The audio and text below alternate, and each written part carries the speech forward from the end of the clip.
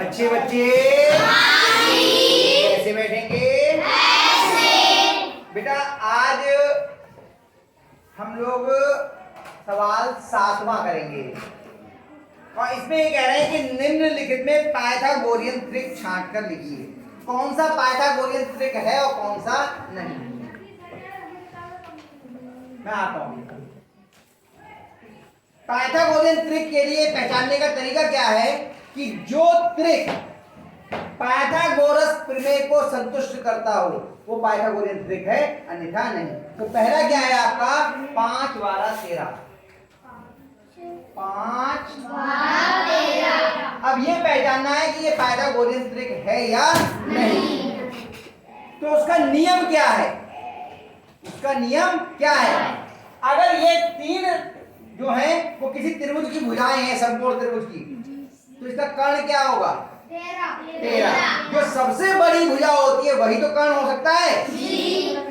और बाकी दो बची हैं, इनमें एक आधार होगा और एक लंब होगा। तो हम पहले करते हैं 13 का वर्ग। 13 का वर्ग कितना होगा? 13 से गुणा। 13 3 39 का 9 हाथ से लगा 3। 13 एकम 13 और 3 16। कितना आया? 116। और इन दोनों के वर्गों का, बाकी जो बचे इनके वर्गों का योग। 5 का वर्ग धन 12 का वर्ग। कुछ बच्चों की बहुत तेज आवाज आ रही है इधर से बोलने की, उन्हें कुछ समझ में नहीं आया। बहुत आराम से, कठिन नहीं है, लेकिन जिन्हें नहीं आता वो पहले तो पाइथागोरियन त्रिक ही नहीं समझेंगे। समझ जाएंगे तो कैसे तय कर रहा है कि पाइथागोरियन त्रिक है या नहीं, वो नहीं समझ पाएंगे तो समस्या होगी। मैंने पहले कहा कि जो त्रिक पाइथागोरस प्रमेय को संतुष्ट करते हों, यानी उसके नियम को संतुष्ट करते हों, वो पाइथागोरियन त्रिक होंगे, अन्यथा नहीं होंगे।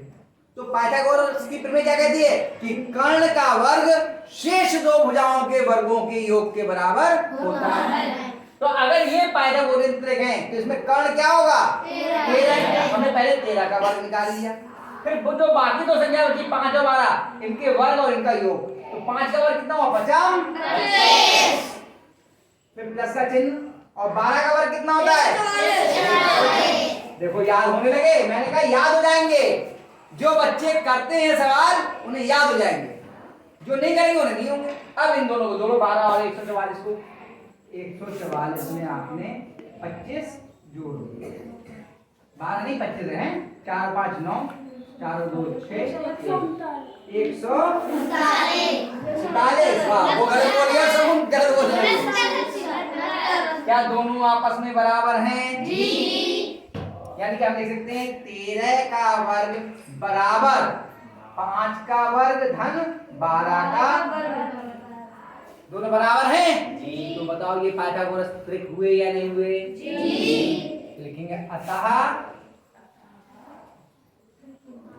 पाइथागोरियन, गोरियन लिखा है, गोरियन पाइथागोरियन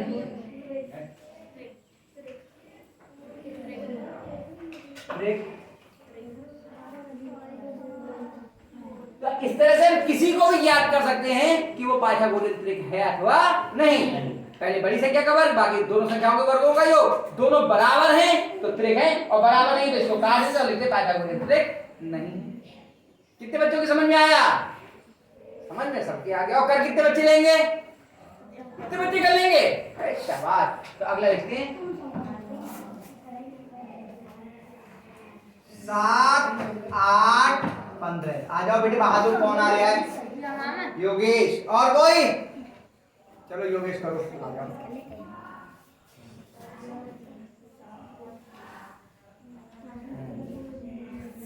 नहीं तो लिखो, जगह क्यों छोड़ रहे हो जी? खराब मत करो।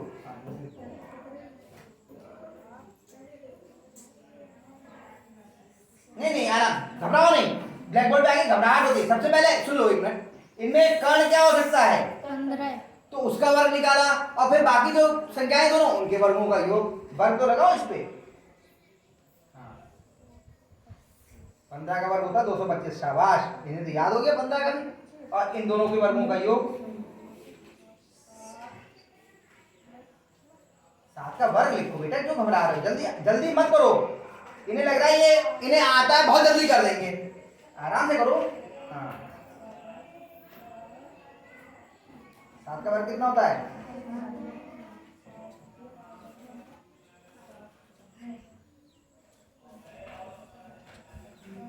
49 लिखो। हाँ,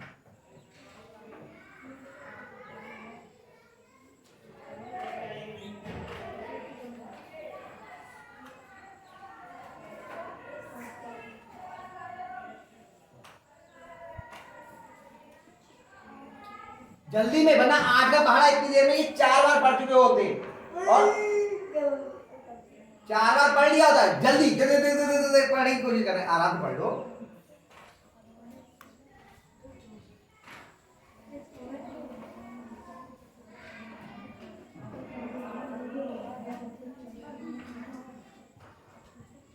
हाँ, कितनी सी देर लगी पहाड़ा पढ़ने में, लेकिन ये कोशिश कर रहे थे बहुत जल्दी करने। जो बहुत जल्दी करेगा उसका सवाल गलत होगा। आराम से जो नियम बताया है, 64 लिखो ना, लिखने में हाथ का काम लगे। 60 4 64, देख लो 64 लिखना भूल गए। 4 सही से लिखो बेटा, जोड़ का निशान लग रहा है, 4 लिखो ठीक है। हाँ, ये ऐसे लिखा करो। हाँ, अब इन दोनों को क्या होगा, जुड़ेंगे, जोड़ के लिखो, जोड़ लो, रफ में जोड़ लो, उंगली को मत जोड़ो। 4 सीधे बनाया करो, इस तरह का 4, ये प्रिंटिंग वाला 4 नहीं होता है। थोड़ा दूर लिखते हैं बेटा, तुम क्या हो गया एकदम है, 9 को थोड़ा दूर करो उससे, तो सब अच्छा खासा आता था। इन्हें ये लगने लगा ना 2-4 बार इन्हें कर लिया, तो अब तो ये कैसा भी लिख देंगे सब सही हो जाएगा। ये गलतफहमी बहुत गड़बड़ करती है। जो बच्चा 2-1 बार सवाल कर लेता है, उसे लगता है उसे बहुत अच्छा आ गया, फिर वो नियम को तोड़ के करने की कोशिश करता है, फिर उससे गलत होता है। नियम से करो, अपने आप सही हो जाएगा, जल्दी थोड़ी करनी है। एक को गोल के अंदर करो,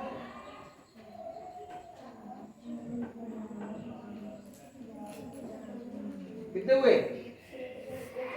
देखो,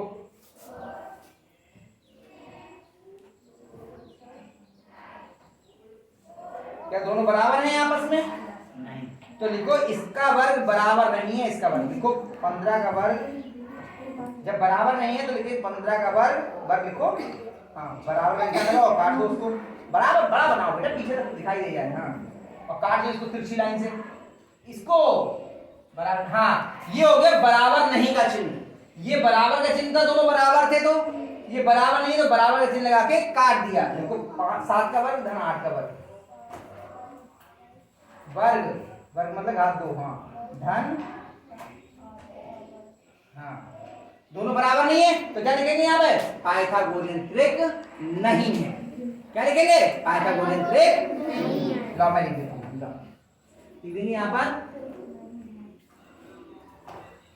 पाइथागोरियन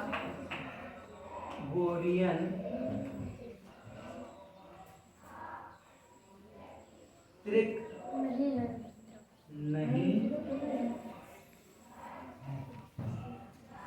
योगेश को बहुत अच्छे से सवाल आते हैं, इतना टाइम भी ज्यादा लगा और गलत भी हो रहा था बार बार, केवल एक कारण था, क्योंकि वहां उठने से पहले इन्हें ये मान लिया था मैं तो कर ही लूंगा। ध्यान रखिए, सबसे ज्यादा असफलता उन बच्चों को मिलती है जो ये मान लेते हैं कि मैं तो कर ही लूंगा। उतनी ही गंभीरता से आपको करना है जितनी गंभीरता से होना चाहिए। मैंने बहुत बड़े बड़े स्कूल के बच्चे देखे हैं जो 2 3 5 लिख देते हैं, 2 3 6 होना चाहिए, वो 2 और 3 जोड़ के 5 लिख देते हैं। 9वें और 10वें के बच्चे ये गलती करते हैं, क्योंकि वो सवाल हुए अरे इसमें क्या है, जहां आपके मन में ये आया इसमें क्या है, बस वहीं कबाड़ा हो गया। इसलिए जब तक सवाल पूरा हल ना हो जाए उस पर उतना ही एकाग्रता रहनी चाहिए, उतना ही कंसंट्रेशन रहना चाहिए जितनी कि आप किसी कठिन सवाल में रहेगा, नहीं तो गलत हो जाएगा। यही गणित है, इसीलिए गणित खतरनाक सब्जेक्ट है। इसमें जहां सावधानी हटी दुर्घटना घटी, समझिए। चलिए अगला सवाल कर, ये बिठा दिए मैंने, ठीक है। तीसरा,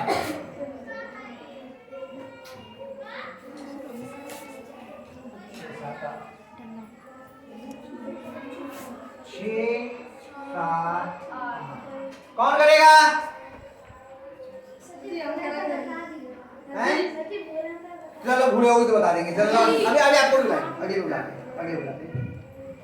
अब एक साथ एक ही सवाल में सब नहीं आ पाएंगे ना।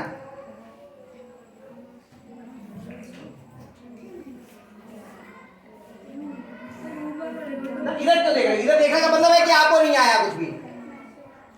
सबसे पहले ये बताओ इसमें कर्ण क्या हो सकता है, तो उसका वर्ग निकालो सीधे से। काम तो यही है, जल्दी से लिखो फटाफट। हाँ हाँ, 8 का वर्ग कितना होगा? 8 का वर्ग 2 होगा। वर्ग का मतलब क्या होता है? जिस संख्या का वर्ग है उसकी उसी से गुणा। 8 की 8 से गुणा कितनी होगी? देखो फिर शेष दो संख्याओं के वर्गों का योग करो। 6 का वर्ग धन 7 का वर्ग। वर्ग लगाओ भाई, भागो मत और थोड़ा दूर लिखो, चिपकाओ मत।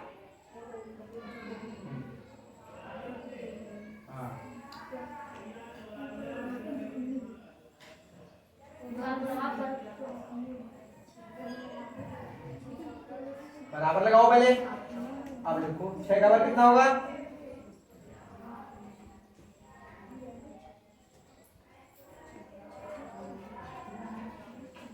6 का पहाड़ा 6 बार पढ़ना है। अब काम कर धन 7 का वर्ग,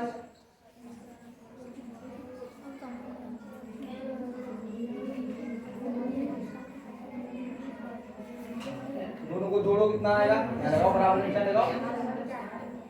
जोड़ो कितना आएगा दोनों को? हाँ जोड़ लो, क्या परेशानी है?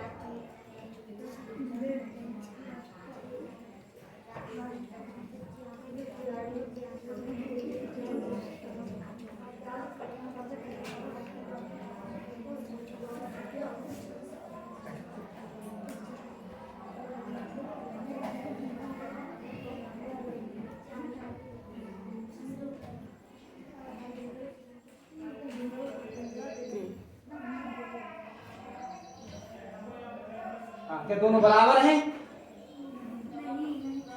उसमें कितना आया है? ऊपर वाले में 8 का वर्ग 64 और इन दोनों के वर्गों का योग कितना आया? बराबर नहीं है, तो यहाँ पे देखो 8 का वर्ग बराबर नहीं है।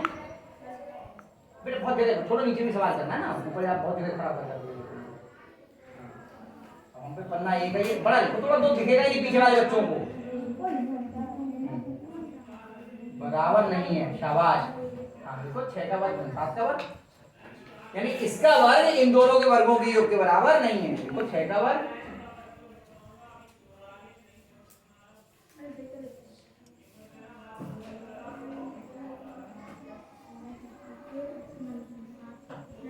सही तो लिख रहे हो, 6 का वर्ग धन 7 का वर्ग। इसलिए मैं कहता हूं जब मैं समझा रहा हूं उस समय पूरा ध्यान रखो। अगर यहाँ इमला बोल के मुझे लिखवाना फिर तो मेरा करवाने का क्या मतलब? फिर तो मैं ही कर दूंगा ना। इसका वर्ग पूरा लिखो ना, इसका वर्ग इन दोनों के वर्गों के योग के बराबर नहीं है, पूरा लिखो ना।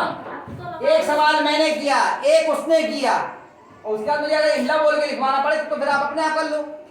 अब दोनों बराबर नहीं है, इसका मतलब क्या हुआ? ये पाइथागोरस नहीं है। जाओ मैं लिख देता हूं, जाओ।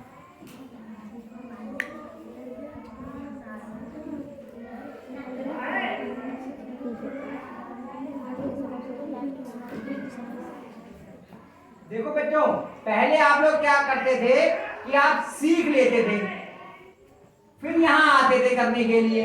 अब मैंने यहाँ थोड़ा बहुत मदद करना शुरू कर दी, तो जिसको बिल्कुल भी नहीं आ रहा है वो भी कह रहा है हम खड़े हो जाएं। ये गलत तरीका है।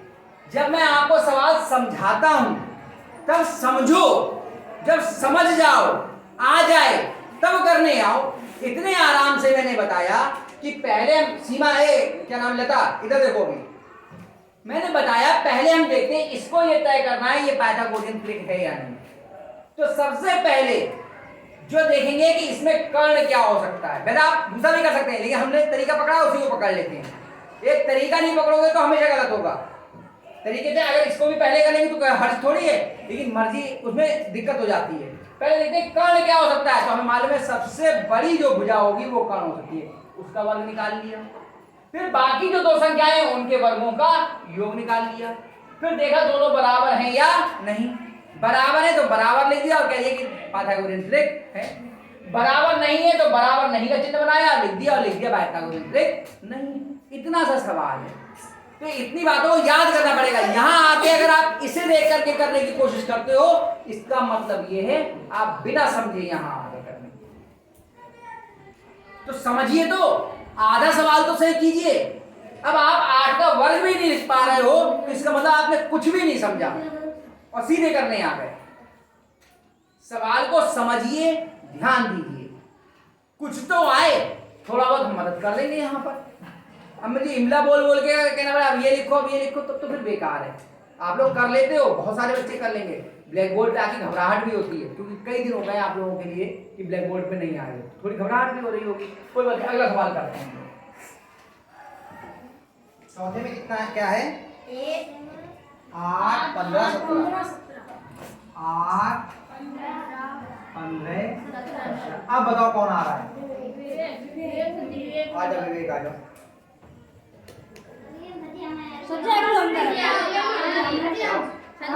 तो आ गया एक, तो एक दिन आ गया, सब भूल जाओगे। हाँ 17 का वर्ग, शाबाश। जगह मत खराब करना बेटा, ऊपर थोड़ा ऊपर बढ़ा के लिखो, अच्छी जगह बनेगा।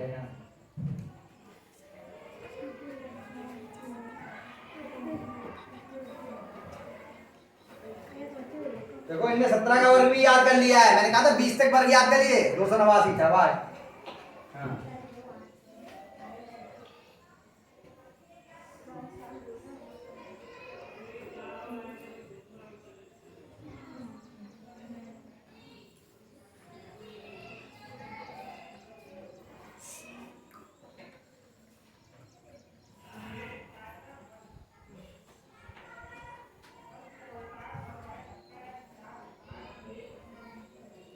बहुत बढ़िया, शाबाश। जोड़ो नहीं, बराबर उसी के नीचे लगाओ, वहीं पर लगाओ, उसी के नीचे बराबर। इतनी दूर क्यों लगा रहे हो? देखिए उधर पे जोड़ लो।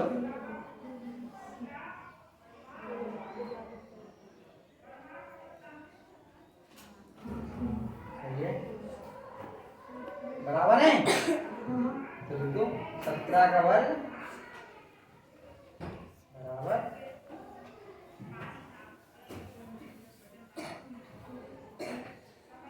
घुस गए, थोड़ा सा नीचे बढ़ा दो।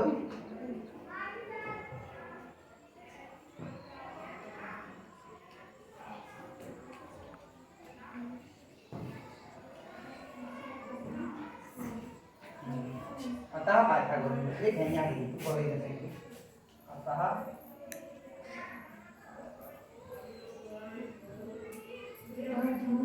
पाइथागोरस एक पाइथागोरस